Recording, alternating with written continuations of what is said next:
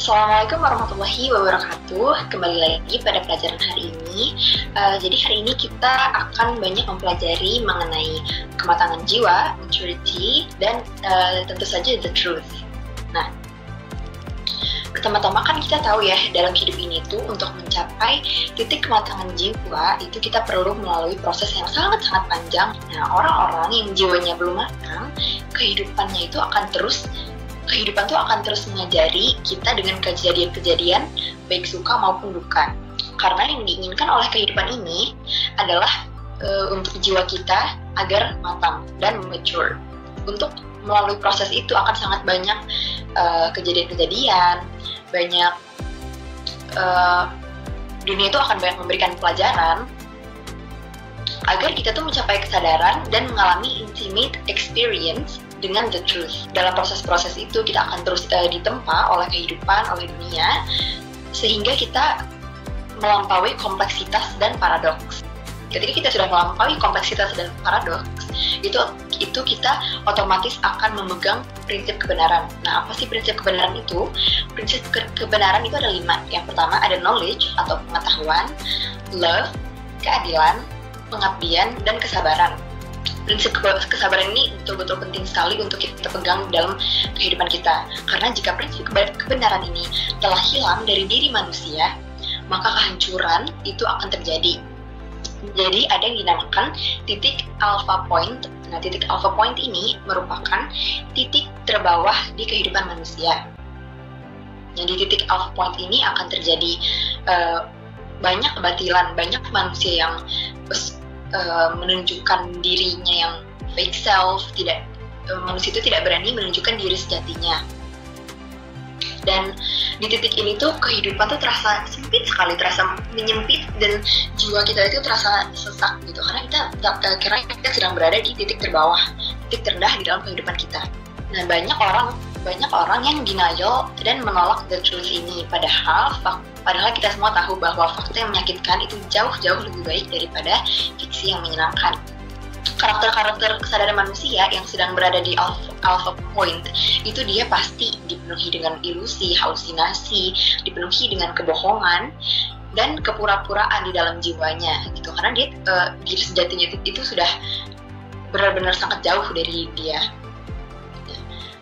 Nah, orang-orang ini akan mendapatkan karma. Nah, ada yang dinamakan tahun keseimbangan, di mana Allah memberikan karma untuk menagih hutang-hutang terhadap orang-orang yang tidak ada the truth di dalam dirinya. Jadi di tahun ini itu akan terjadi banyak kehancuran, orang-orang banyak yang mendapatkan karma yang terlihat kejam dan mungkin tidak manusiawi seperti itu. Nah, itu merupakan karma dari Allah akan perbuatan-perbuatan buruk kita yang telah kita lakukan di masa lalu. Di tahun keseimbangan ini itu akan terlihat gitu orang-orang mana yang berpasrah kepada Tuhan dan di mana orang-orang yang tunduknya itu kepada ego serta kemunafikan. Ketika diberikan ujian, ketika diberikan cobaan, masalah seperti mungkin kita dihadapkan pada kematian orang-orang kita sayangi, atau kegagalan dan banyak kejadian-kejadian buruk lainnya, ada orang-orang yang justru dia sadar gitu, justru dia realize God dan segera bertobat dan berdoa. Tapi ada juga yang tetap kekeh dan tunduk kepada ego dalam dirinya. Jadi ego itu sangat sulit dihilangkan. Di tahun keseimbangan ini atau titik alpha point ini, yang menjadi kunci adalah ketenangan batin dan energi positif. Jadi ketika kita dihadapkan oleh banyak masalah, problematika kehidupan, kita tetap harus memunculkan energi positif dalam diri kita, dan ketenangan batin ini yang sangat-sangat penting. Jadi jangan malah berpegang pada ignorance kita, namun justru kita harus detach gitu. Justru kita harus menyadari bahwa ini adalah peringatan dari Tuhan. Saya sedang berada di dalam tahun keseimbangan di mana saya sedang dihadapkan oleh banyak masalah untuk karena Tuhan sedang menagih hutang-hutang karma saya yang telah dari perbuatan-perbuatan buruk saya di masa lalu. Di situ kita harus sadar diri dan segera bertobat, dan bukan malah tunduk pada ego kita. ada orang yang benar-benar tidak siap dalam menghadapi kehancuran ini.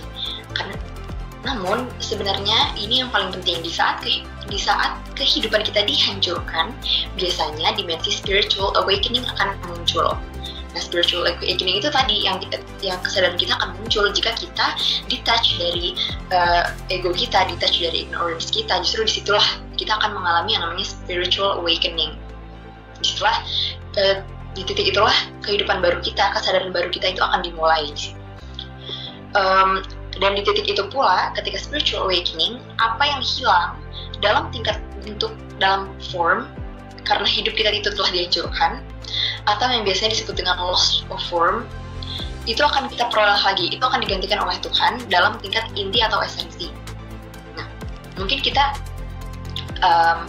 akan kehilangan seperti barang-barang berharga, atau kita gagal, kita kehilangan jabatan dan lain-lain, banyak masalah. Namun justru ketika kita sudah mengalami si spiritual awakening itu, disitulah kita akan mendapatkan kembali. Namun jangan berharap kita akan mendapatkannya dalam bentuk barang-barang berharga juga, tidak itu. Namun kita akan mendapatkan inti atau esensi dari kejadian tersebut. Tuhan itu akan menggantikan dengan sebuah hadiah jika kita sadar. Dengan adanya ujian dan berbagai problematika kehidupan, itu tujuannya adalah agar kita bisa merasakan kebahagiaan. Karena jika kita tidak pernah merasakan kesedihan, kesulitan, kesusahan, itu bagaimana cara kita bisa dapat merasakan kebahagiaan gitu. Karena otomatis orang-orang yang hidupnya selalu enak, itu dia akan tidak sensitif dan atau dia akan kebal terhadap rasa bahagia. Nah, di sini kita tidak perlu menunggu dunia ini menciut dan hidup kita dihancurkan dulu, baru kita sadar akan inner purpose kita. Jika kita selama ini terlalu banyak sadar pada outer purpose, kita terlalu banyak melakukan outer movement atau pergerakan keluar dan kurang melihat ke dalam diri kita. Nah, disitulah kita harus segera sadar gitu. Jadi segera masuk ke dalam, segera menyadari inner purpose kita. Jangan menunggu kita mendapatkan karma dulu.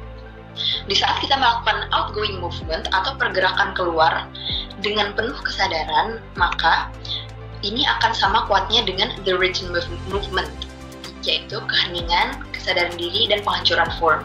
Jadi orang-orang yang sudah menemukan diri sejatinya, sudah menemukan the truth, itu dia akan sadar bahwa iya, memang kita harus menyadari outer purpose kita, menyadari dunia-dunia yang eksternal juga, namun itu juga harus diseimbangkan, dibarengi dengan melihat ke dalam, gitu, dengan inner world kita. Kita harus tetap menjalankan inner purpose kita. Nah, jika itu sudah diseimbangkan, maka dua-duanya akan sama kuat